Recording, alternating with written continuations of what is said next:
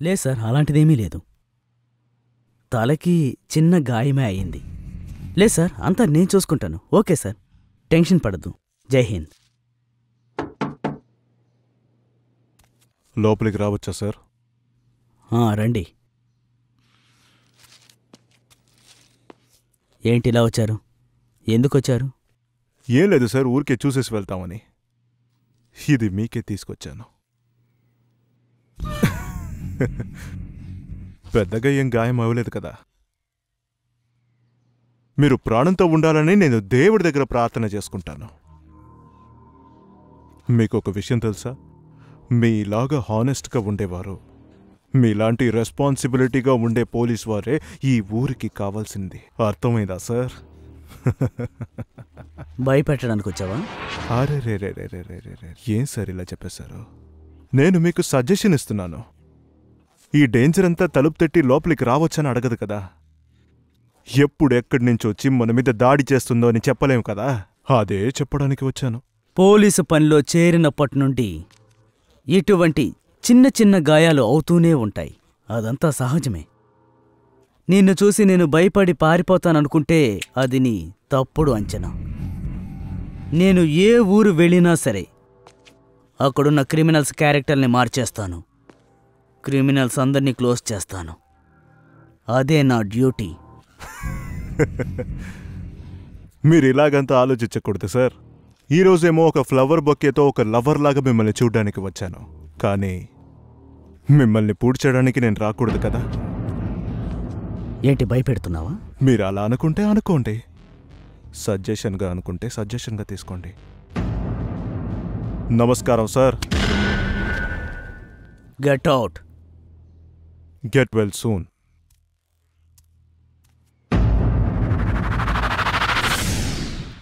ఎంత చెప్పినా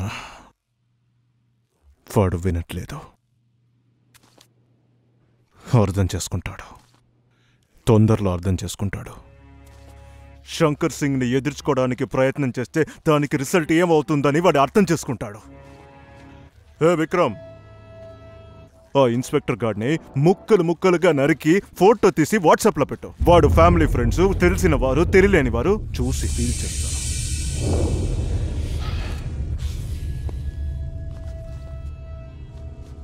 ఇంతవరకు మీరు చెప్పిందే చేశానన్నా.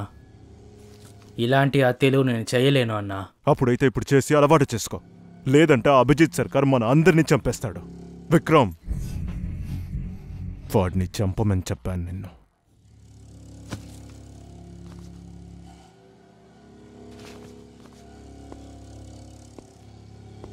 ఇలా చూడన్నా, ఈ పోలీస్ ఆఫీసర్ చంపడం నాకు సరే అని అనిపించడం లేదు. అవునన్నా, వాడు చెప్పింది కరెక్టే. పోలీస్ ఆఫీసర్ని చంపితే విషయం పెద్దదవుతుంది. అభిజిత్ లాంటి ఆనెస్ట్ అయిన ఆఫీసర్ని చంపడం నాకు నచ్చడం లేదన్నా. విక్రమ్, విక్రమ్, మనకి ఊర్లో చోటు ఉంది కదా, మనకి కుటుంబం ఉంది కదా. అభిజిత్ సర్కార్ వచ్చి మన బిజినెస్ నంతా క్లోజ్ చేసి పారేస్తే మన ఫ్యామిలీ వాళ్ళంతా కష్టపడతారా లేదా చెప్పు నువ్వు. వాడు మాత్రం మన బిజినెస్ ని క్లోజ్ చేసి పారేస్తే నువ్వేరంట వాడికి సపోర్ట్ చేసి మాట్లాడుతున్నావు? లేదున్నా, లేదు లేదు, నువ్వు మాట్లాడుతున్నావు. సపోర్ట్ చేయలేదన్నా. ఈ పోలీస్ ఆఫీసర్ చనిపోతే ప్రాబ్లం సాల్వ్ అవుతుందా? అప్పుడు ఈ ప్రాబ్లం ఎలా సాల్వ్ అవుతుందో చెప్పు నువ్వు. నాకు వదిలే అన్నా.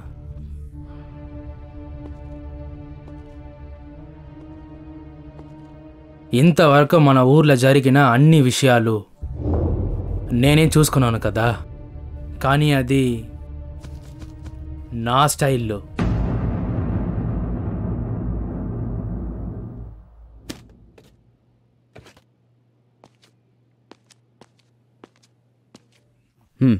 కూర్చో.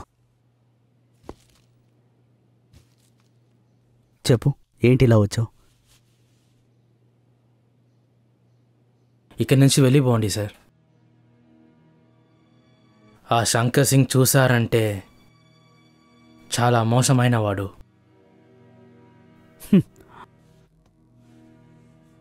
అవునులే, నువ్వు ఆ శంకర్ పనివాడివేగా. నీకు నా మీద అంత ప్రేమెందుకో చెప్తావా? మీరు మంచి మనిషిని నాకు తెలుసు. అందుకని నేను చెప్తున్నాను. Thank you. నువ్వు నా గురించి ఏం కంగారు పడకు. నేనిక్కడికి వచ్చిన తర్వాత శంకర్ సింగ్ నన్ను ఎలా ఇబ్బంది పెడతాడో తెలుసు. నన్ను ఏదైనా చెయ్యాలని కూడా చూస్తాడు. అందరూ తెలుసుకోవాల్సింది, ఈ అభిజిత్ సర్కార్ జీవితంలో బ్యాక్ గేర్ అనేదే ఉండదు. దొంగలా భయపడి పారిపోను. నీతి నిజాయితీగా పనిచేయడం మాత్రమే తెలుసు. సరే, నేను నిన్నొక విషయం అడుగుతాను. నిన్ను చూస్తేనే తెలుస్తుంది నువ్వు చాలా మంచివాడివని. నీలాంటి వాడు అసలు ఈ శంకర్ సింగ్ మాఫియాలోకి ఎలా వచ్చాడు?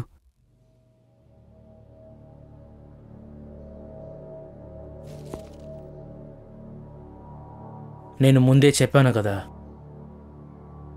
ఆకలైతే ఈ ఆనెస్ట్ అంతా వెళ్ళిపోతుంది సార్.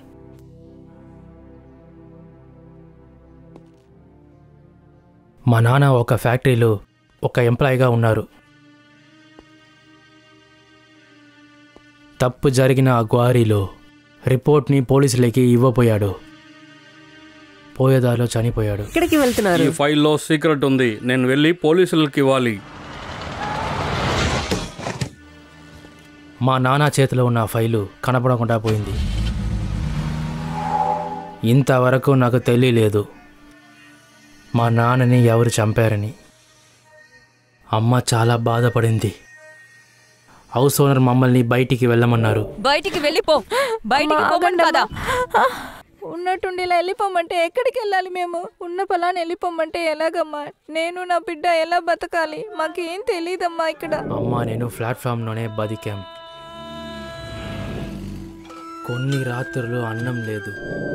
ఎవరు చంపారని తెలుసుకోవడానికి నేను పోలీస్ దగ్గరికి వెళ్ళాను. అక్కడ వాళ్ళు అందరూ నన్ను కొట్టేశారు. రే, ఇక్కడి నుంచి వెళ్ళరా. మీ నాయన చచ్చిపోయినట్టు చాలా మంది చచ్చిపోయినారు, అది తెలుసుకోవడానికి వచ్చున్నావా? పోరా ఎక్కడి నుంచి, వెళ్ళరా, వెళ్ళు.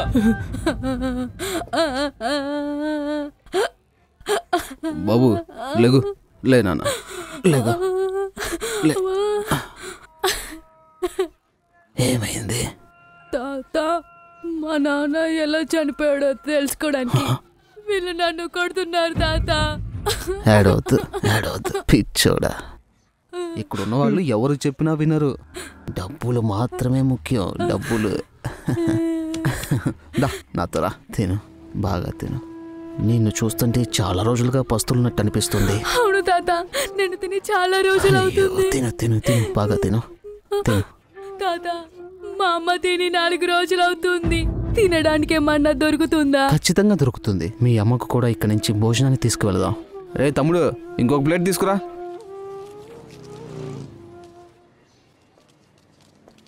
మా అమ్మా, మా అమ్మాలయ్యమ్మ అన్నం తీసుకొచ్చా.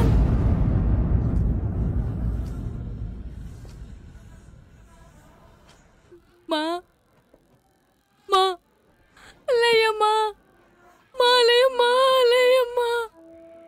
మా ఏదైనా మాట్లాడమ్మా, నేను నీకోసం అన్నం తీసుకొచ్చానమ్మా.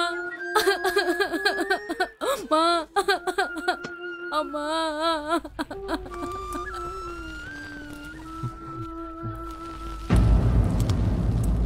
నేను ఒక నిజం చెప్తున్నానమ్మా.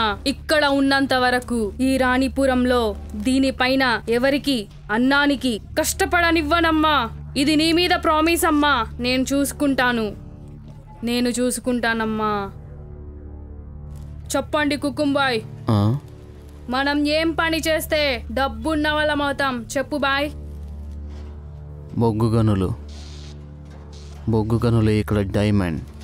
ఎవరి దగ్గర బొగ్గు గనులు ఉంటే వాళ్ళే ఇక్కడ డబ్బు ఉన్నవాళ్ళు. నువ్వు ఒక పని చేస్తావా? బొగ్గు దొంగతనం చేసుకొస్తావా? ఎందుకు చేయకూడదు? నేను చాలా చేస్తాను, ఇన్షాల్లా. మీరు నాకు హెల్ప్ చేస్తారంటే నేను ఏ పనైనా చేస్తాను. దా పద, నువ్వు నాతో రా. నీలాగే ఇంకొక పిల్లవాడు నా దగ్గర ఉన్నాడు. వాడు నీలాగా అనాదే. దా, నేను తీసుకెళ్ళి వాడికి పరిచయం చేస్తాను. మీ ఇద్దరు కలిసి పనులు మొత్తం చేయండి, అర్థమవుతుందా? ఆకలి నన్ను తప్పుదారికి తీసుకువెళ్ళింది. అలాగే ఆ శంకర్ దగ్గర పనికి చేరాను. మీరేం చెప్తున్నారు? నిజంగా చెప్తున్నానన్నా. ఇంత చిన్న వయసులో వీళ్ళు ఇంత పెద్ద పని చేశారా? మీరిద్దరు బొగ్గు దొంగిలిచ్చారు, పోలీసు వాళ్ళని కొట్టారు. మీరిద్దరు జీనియసా ఏంటి? ఇలాంటి పనులు నీ చేయలేంటే మిమ్మల్ని మేము మీట్ చేయగలమా చెప్పండి? ఈ అబ్బాయి చాలా బాగా అందువల్ల మాట్లాడుతున్నాడు. పిల్లల్ని మీ దగ్గరికి తీసుకొచ్చాను శంకరన్న. నీ పేరేంటి? విక్రమ్జీత్. కిస్మత్ అలీ. నా దగ్గర పనిచేస్తావా? ఎందుకు మేము చేయాలి? డబ్బులు ఇచ్చారంటే ఏ పనినా చేస్తాం. ఎంత బొగ్గు కావాలి మీకు? ఒక లారీ, ఒక ట్రైన్, లేదంటే గ్రౌండ్ అంతా?